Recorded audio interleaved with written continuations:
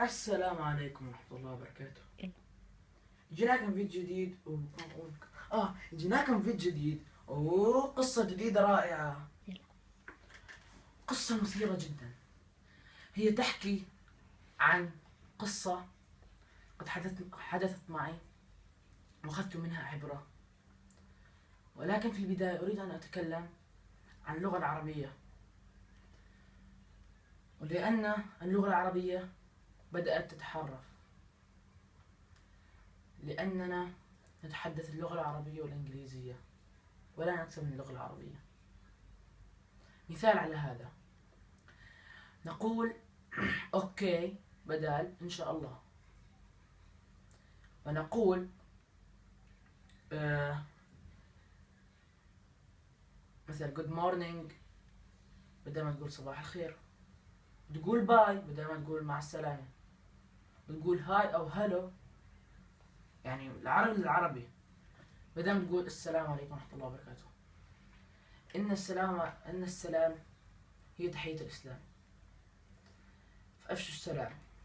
والآن نريد أن نبدأ بالقصة، ولكن قبل أن نبدأ القصة الجميع في الإمارات طبعا يعمل عن حملة الشيخ محمد بن راشد حفظه الله عن اللغة العربية، اللغة العربية الفصحى، لأننا لا نتكلم اللغة العربية يعني بكثرة، يعني حتى أن العربي مع العربي يتحدث بإنجليزي وعربي. إذا أنت خصيصا تتحدث مع أحد أجنبي، تحدث معاه إنجليزي، لا مانع أن تتحدث مع عربي وعربي، إنجليزي وعربي، هذا لا يجوز. ومثل ما قلت في البداية عن هذه الحملة، حملة الشيخ محمد بن راشد حفظه الله، أنه قد وضع قانون أن في كل المطاعم أو المولات أن تصبح الفاتورة باللغة العربية والإنجليزية معا. أولا كانت باللغة الإنجليزية فقط، أما الآن لقد أصبحت اللغة العربية والإنجليزية، ولقد أصبح هناك مسابقة لل50 كتاب. هناك أيضا جائزة، من يقرأ 50 كتاب، هكذا أنا أظن، من يقرأ 50 كتاب. هذه مسابقة لقد خصصها الشيخ محمد بن راشد خصيصا للعرب، 50 كتاب قراءة أظن أن يلخصها. هناك جائزة مبلغ هائل جدا.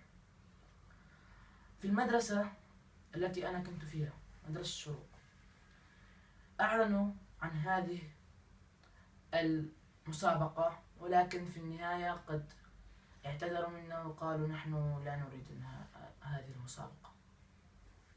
أنا في البداية كنت متحمس جدا، ولكن هم لا يريدون أن يحمسوا العرب عن يبقوا على لغتهم، بل يغيرون، يصبحون أن نصبح نتكلم إنجليزي وعربي معا. ابدأ. والآن سوف نبدأ بالقصة. وإن أردتم موضوع ثاني عن اللغة العربية سوف نتكلم عن هذا الموضوع في الحلقة القادمة إن شاء الله. سوف نتكلم في هذه الحلقة عن موضوع حصل معي باللغة العربية الفصحى. حسنا، والآن سوف نبدأ. هذه القصة في يوم من أيام الشتاء في سوريا. لقد ركبنا أنا وأمي الصوبيا، وهي عبارة عن مدفأة تشتغل بالمازوت. وعندما ركبنا الصوبيا في اليوم التالي ذهبت أمي لكي تعد الغداء، ومن ثم لقد خطرت على بالي فكرة أن أذهب إلى أمي إلى المطبخ وأخبرها أن الصوبيا قد سقطت على أخي كريم الصغير، لا، أن الصوبيا قد وقعت على أخي الصغير كريم. ومن ثم ذهبت إلى أمي مسرعا. طبعا إن هذا كان مزحا، ولكن قصة حقيقية صارت معي. ذهبت لأمي مسرعا، قلت لها: أمي أمي اسرعي، لأن الصوبي قد وقعت على أخي كريم. أمي قد تركت كل شيء بيدها وذهبت مسرعة وهي قلقة على أخي كريم. عندما وصلت إلى الغرفة انبهرت ولم تجد أي شيء. يعني لم تجد هناك أي حريق ولا أخي. يعني أخي ما زال بخير، يلعب بالألعاب خاصته وبي يعني في مكان آخر، بنفس الغرفة بس في مكان آخر. المهم أمي انهارت باكية، ثم سألتها: لماذا تبكي يا أمه؟ أنا توقعتك أن تضحكي. ثم قالت: لا يجوز أن نمزح هكذا يا بني، أن مثل هذه يعني المزحات قد تؤدي إلى يعني قد تؤدي مرض في القلب، أو مثل لا سمح الله يعني الشلل، مثل هذه الأشياء.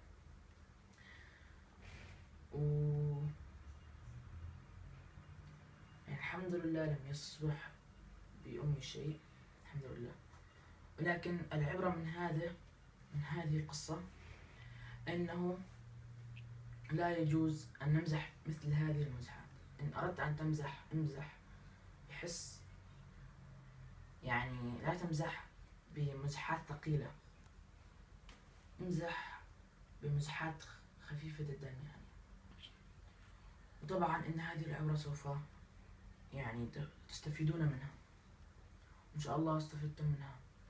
وإن أردتم مثل هذه القصص فيها عبر جميلة جدا أصبحت معي وتصبح مع الجميع يعني.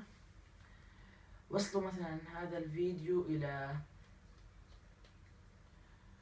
20 أو 30 لايك، والجديد بالقناة في زر أحمر يمين أو يسار مكتوب عليه اشتراك بالعربي أو بالإنجليزي سبسكرايب. اضغطوا عليه، يعني ما بتخسروا إلا الثانية والثانيتين، يعني ما بتخسروا شيء، ثانية وثانيتين تضغطوا بس، واللايك نص ثانية تقريبا أو ثانية، اضغطوا عليه.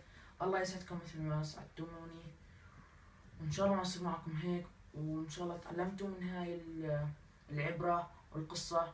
لا تمزحوا مع أحد مثل هذه المزحات، ومع السلامة في المرات القادمة.